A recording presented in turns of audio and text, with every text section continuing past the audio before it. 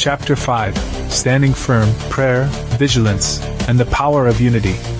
Armor alone does not win a battle. A soldier must remain in communication with the commander and watchful of the field.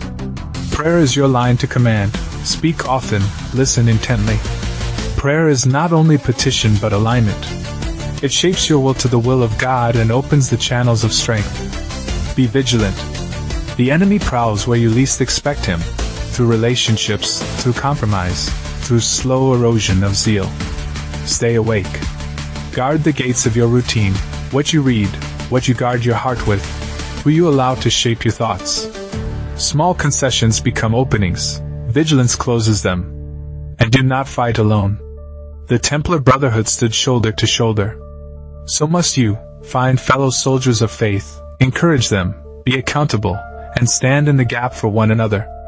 The schemes of the devil fall hardest upon the isolated. Together, in prayer and practice, you are a fortress none can easily overrun.